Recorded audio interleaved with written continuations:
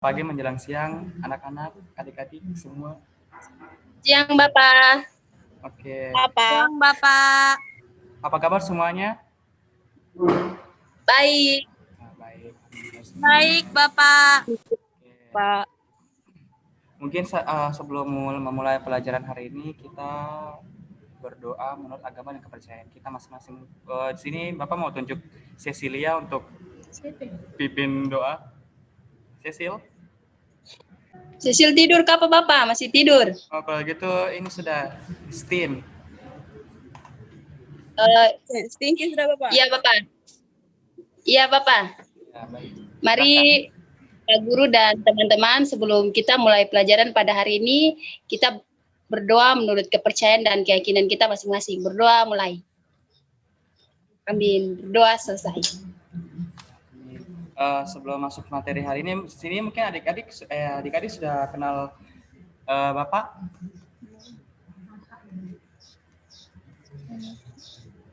Kenal, Bapak? Kita follow-followan di IG. Belum. Kalau ada yang sudah kenal, ada yang boleh sini ke Bapak. Sudah. Terus kita sebelum masuk pada materi kita hari ini tuh tentang struktur dan fungsi pada tumbuhan. Sebelum masuk pada materi hari ini, mungkin satu orang bisa menyebutkan bagian-bagian dari struktur dan fungsi pada tumbuhan. Yang bisa langsungin aja, nyalakan mic-nya.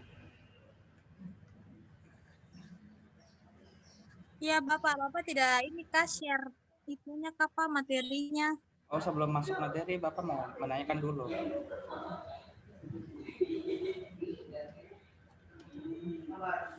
Ada yang tahu bagian-bagiannya?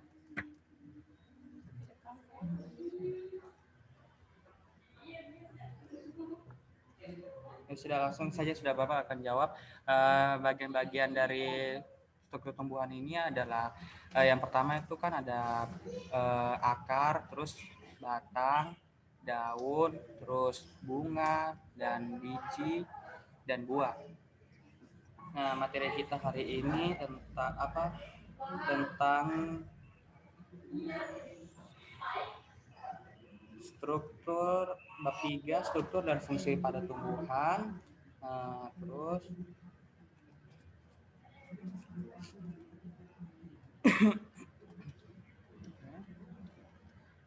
oke, nih.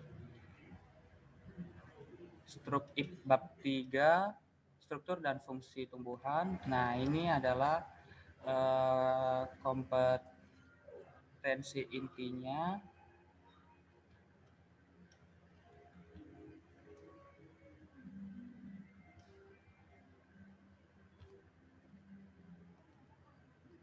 Nah, yang selanjutnya adalah kompetensi dasarnya, mungkin adik-adik bisa lihat dan membacanya.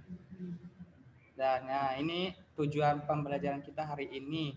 Yang pertama menjelaskan struktur dan fungsi tumbuhan bagian akar, daun, dan buah, dan biji. Tetapi materi hari ini kita hanya membahas tentang akar, batang, dan daun. Dan kedua, menjelaskan perbedaan antara struktur tumbuhan dikotil dan monokotil. Yang ketiga menjelaskan proses fotosintesis dalam kehidupan sehari-hari. Nah, ini selanjutnya masih sama tentang judul yang tadi, yang di slide pertama. Oke, kita langsung masuk saja pada materi kita hari ini tentang bagian akar ini. Mungkin salah satunya ini jenis tumbuhan yang banyak ditanam oleh masyarakat yang ada di Indonesia adalah padi atau Oryza sativa. Adik-adik bisa perhatikan pada gambar 3.1. Nah, ini pada tanaman padi ini mampu menghasilkan beras yang beras yang kemudian dimasak menjadi nasi yang berfungsi sebagai karbohidrat. Nah, karbohidrat tuh sumber karbohidrat selain beras, apalagi yang sumber karbohidrat yang kita dapatkan? Roti, Bapak. Oh ya, bisa juga. Ya, jadi itu selain yang sumber karbohidrat yang kita dapatkan selain beras itu ada jagung, ada sagu, dan kemudian gandum. Pernahkah kamu berpikir bagaimana padi dapat menghasilkan beras, di manakah proses tersebut berlangsung, bagaimanakah tumbuhan yang berperan untuk proses tersebut. Kamu tentu penasaran bukan? Nah, ini.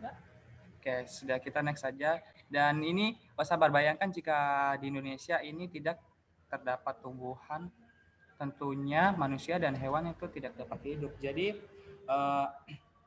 manusia itu dia adalah makhluk hidup heterotrof, tidak bisa membuat makanannya sendiri. Terus kalau tumbuhan itu tumbuhan yang bisa masak tumbuhan yang bisa disebut juga autotrof karena bisa membuat makanannya sendiri dengan bantuan cahaya matahari. Nah, ini bagian poinnya, ada struktur dan fungsi akar, batang, dan daun.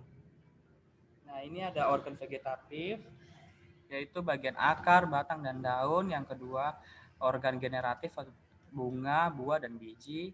Istilah penting, organ vegetatif itu ada akar serabut, akar tunggang, dan yang selanjutnya ini organ generatif. Mengapa penting mempelajari materi ini? Akan membantu kamu memahami bagian-bagian penyusunan tubuh tumbuhan serta fungsinya bagi tumbuhan dan melakukan proses dalam kehidupannya. Nah, ini selanjutnya struktur dan fungsi bagian akar.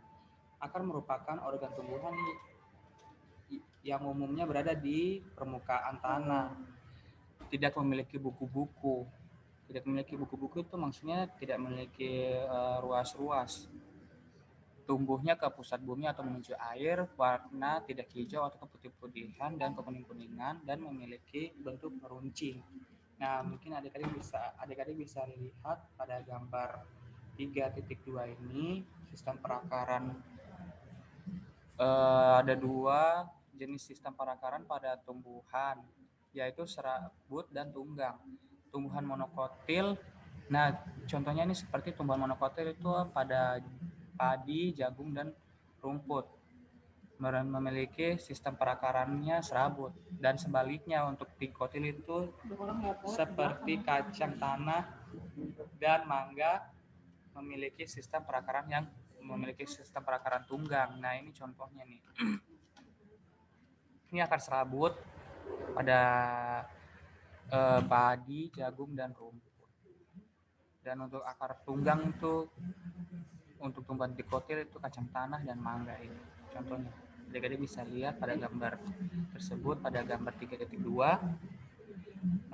Akar memiliki fungsi untuk menambatkan tumbuh-tumbuhan pada tanah atau medium tumbuhnya, menyerap air dan mineral pada tanah medium tumbuhnya ya. Mungkin adik-adik bisa membacanya ya, mungkin atau screenshot. Oke, selanjutnya ini contoh dari akar tunggang. Nah, ini contohnya nih. Ada lobak, ada wortel, dan di sini ada singkong. Nah, akar menyimpan. Oh, kalau adik-adik bisa lihat pada gambar yang 3.3 ini, akar menyimpan cadangan makanan pada singkong. Akar napas. Nah, ini contohnya akar napas itu contohnya pada tumbuhan bakau. Nah, kalau untuk wortel dan lobak ini dipanen sebelum perbungaan, karena kalau pas sesudah perbungaan nanti dia punya hasil tuh kurang baik atau filenya gitu kayak busuk. Nah, ini bagian tabelnya. Nanti Bapak di sini akan kasih kalian tugas. Nah, ini bagian akar, struktur pada bagian batangnya. Mungkin satu orang bisa baca secara intinya aja.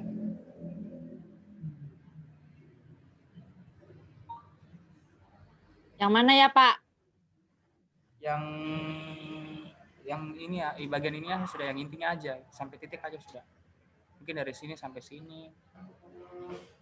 Batang umumnya berbentuk panjang, bulat seperti silinder, punya ruas-ruas atau internodus yang masing-masing dibatasi oleh buku-buku atau nodus. Ya, jadi di sini batang silinder itu memiliki ruas-ruas atau internodus yang disebut juga internodus, dan masing-masing dibatasi oleh buku-buku. Nah, di sini adik-adik bisa lihat pada gambar 3.4 ini ada perbedaan struktur luar tumbuhan batang monokotil dan dikotil. Ini yang pada gambar poin A ini bambu, dan selanjutnya ini untuk batang serikaya, dia tidak memiliki buku-buku ruas-ruasnya. Oke, next. Nah, di sini modifikasi berfungsi sebagai menyimpan cadangan makanan misalnya. Nah, ini contohnya seperti tebu, kentang, limpang kunyit. Ini struktur pada bagian daun. Daun merupakan organ tumbuhan yang menempel pada batang, biasanya berbentuk tipis, lebar, dan banyak mengandung zat hijau daun atau dinamakan klorofil. Klorofil itu apa? Jadi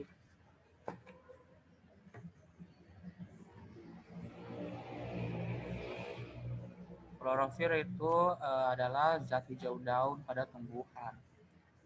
Nah, beberapa fungsi lain antara lain mengambil gas karbon dioksida atau CO2, digunakan sebagai sumber bahan baku dalam fotosintesis, mengatur penguapan atau transpirasi, pernapasan atau respirasi.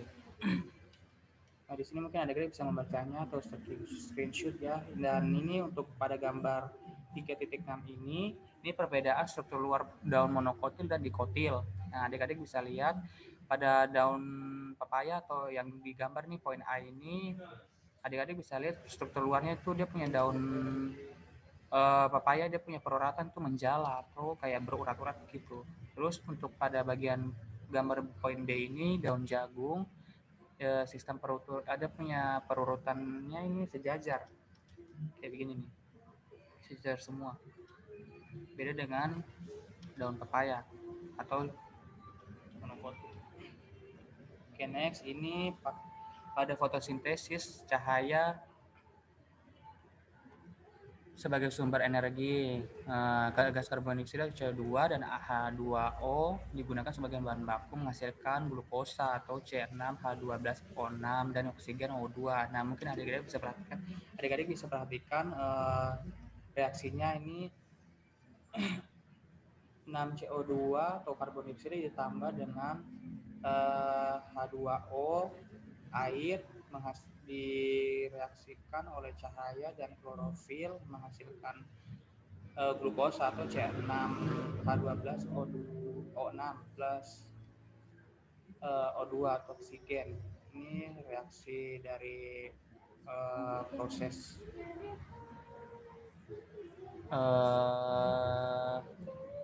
glukosa kan, untuk menghasilkan glukosa ya. Nah, ini selanjutnya nih glukosa akan disusun menjadi zat pati atau C6 atau ini dan melalui. Nah, ini adik-adik bisa lihat struktur tubuh dari tanaman kaktus. Dia struktur tubuhnya itu berduri. Nah, di sini sudah selesai materi hari ini. Ada yang mau bertanya?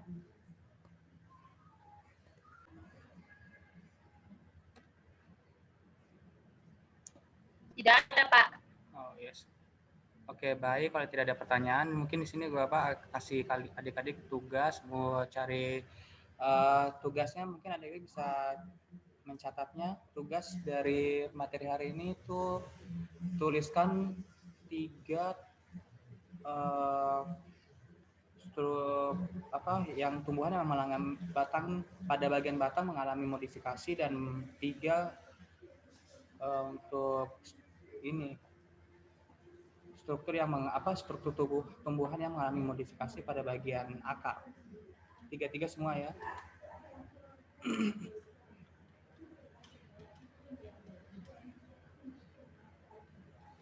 Iya, Bapak. Oke, baik. Mungkin cukup sekian materi hari ini. Mohon maaf kalau ada salah kata, ada kekurangan. Mohon dimaafkan ya. Oke, terima kasih. Selamat siang semuanya. Assalamualaikum warahmatullahi wabarakatuh.